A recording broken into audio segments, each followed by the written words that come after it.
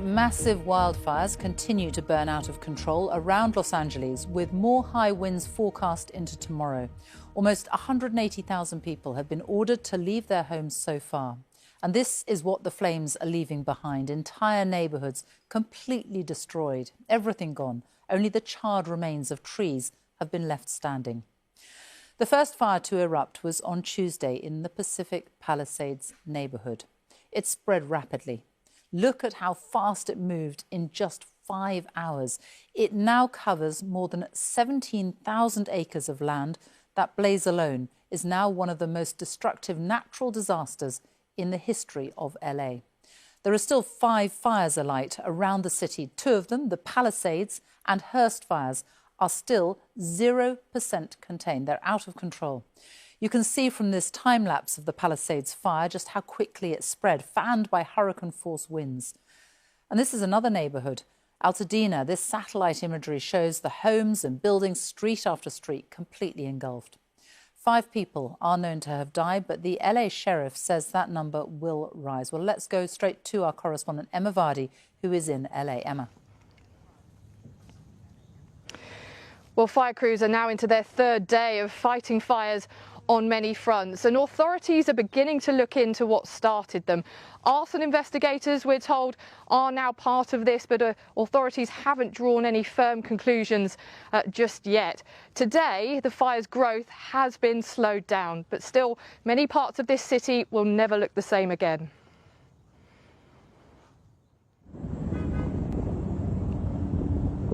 Still they burn. The most catastrophic fires Los Angeles has ever seen. Overnight, the Hollywood Hills resembling a disaster movie, a huge crescent of flame engulfing an iconic community of California. More than 130,000 people have been told to evacuate their homes. Here, just one of many properties engulfed, turned to a shell.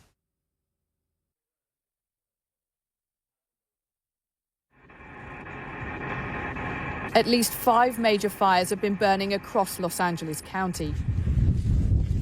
The scale and spread has stretched firefighting crews on the ground and in the air. 16,000 acres and counting consumed by the inferno.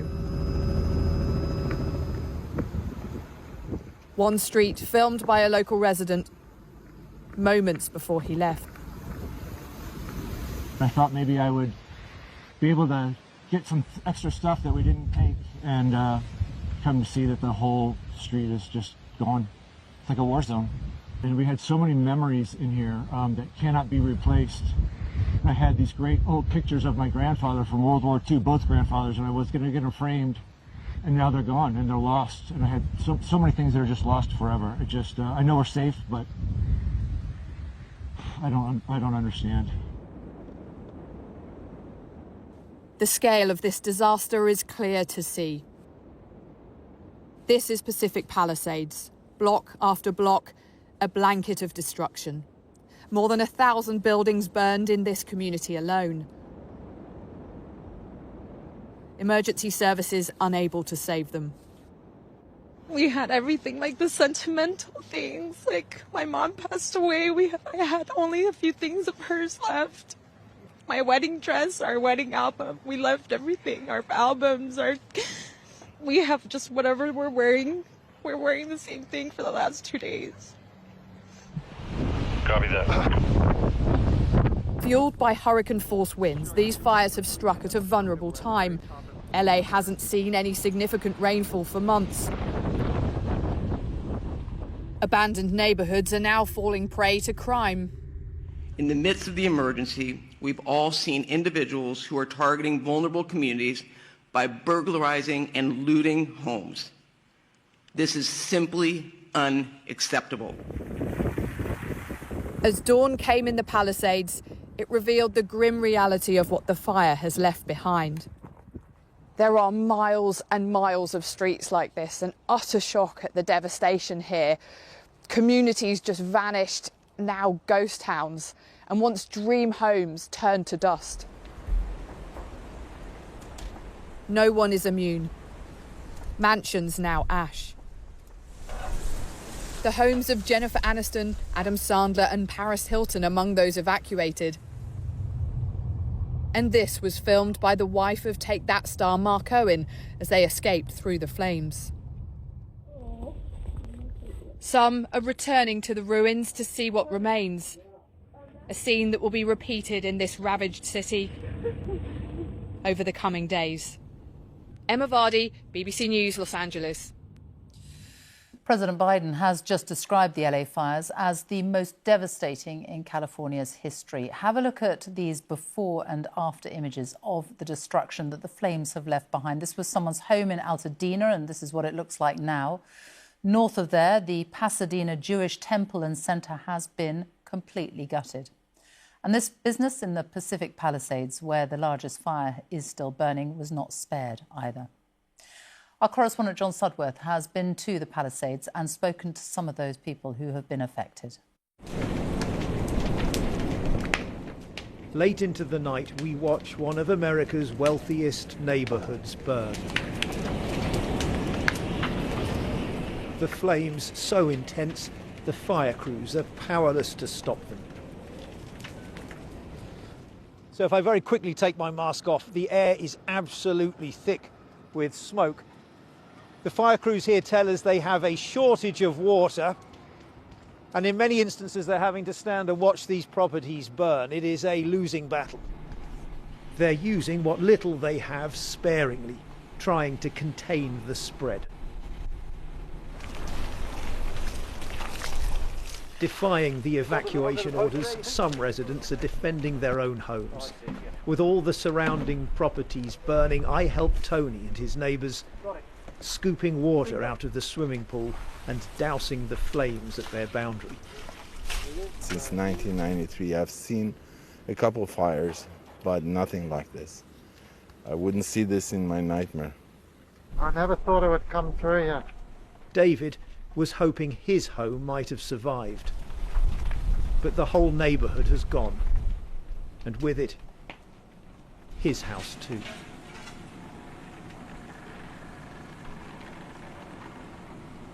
I would have thought I'd be seeing more planes flying over with water. I mean, there appears to be just 2. I mean, in California, are there not like 20 or 30 of them that they could have got you already?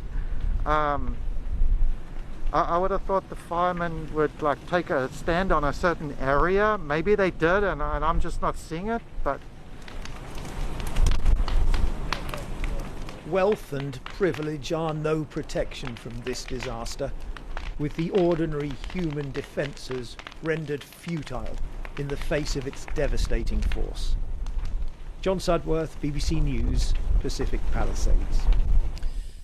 Well, almost 180,000 people have been told to evacuate. A further 200,000 LA residents are under evacuation warnings, which means they may have to flee at a moment's notice. What happens to all those people who have lost their homes, lost everything? Where do they go? Well, many of them have made their way to evacuation centres like this one in Pasadena. John Sudworth is at another centre in Westwood near Beverly Hills. He joins us now. John. Well, Sophie, this particular evacuation centre has taken more than 200 people sleeping in this building here last night, catering provided by the Salvation Army. And, of course, for lots of those people, having seen their homes burned, there is nowhere else to turn. One of those people is Marina. Marina is from Ukraine. She only arrived in America 4 months ago as part of a program that has brought thousands of Ukrainians to America. Marina, tell me what happened to you yesterday.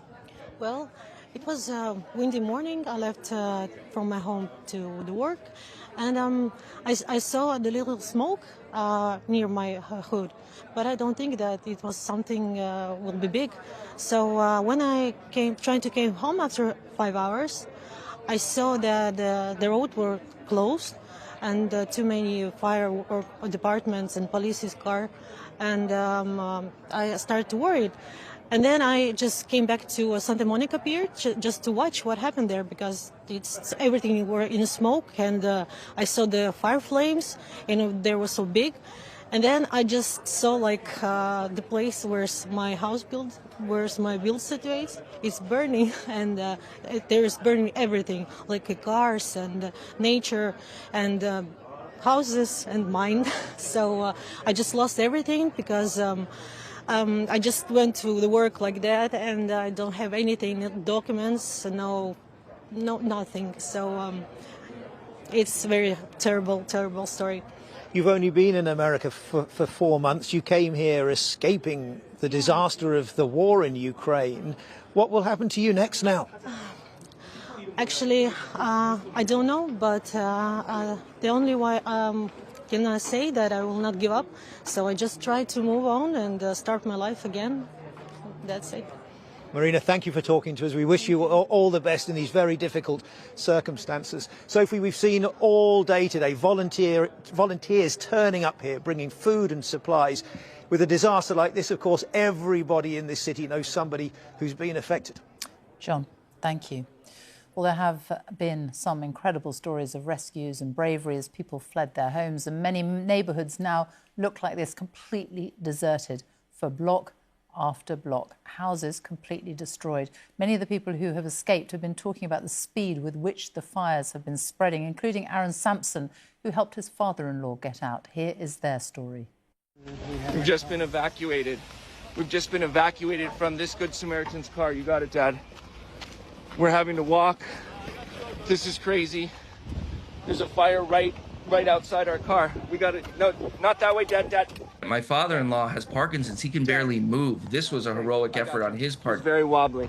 Here, let me try to get it home. Which way do I go? This way, Dad, to the sidewalk. Let me guess. I went outside. I saw smoke and fire near my father-in-law's house and realized we need to go. The problem is we didn't have a car. By circumstance, we had no car in the house. I ran up and down the street where he was, Glen Haven, finally found a neighbor who was willing to swing by and pick us up. Most people had already gone at that point. And at that point, I grabbed his medicine. That's the only thing I could think to grab. Turn around, Dad. We got this. And at that point, we jumped in his car. This guy, Jeff, neighbor we'd never met before, but, salt of the earth, saved our lives. As we're driving down, there's fires on both sides of the car. We're driving, we're suddenly seeing fires, you could feel the heat, and then the fires were getting closer and closer. And at that point, just being stuck there, surrounded by fire, the policemen started running up the street, get out of the car, get out of the car, and started screaming. You don't really realize how serious it is. You don't think this is a life-threatening situation.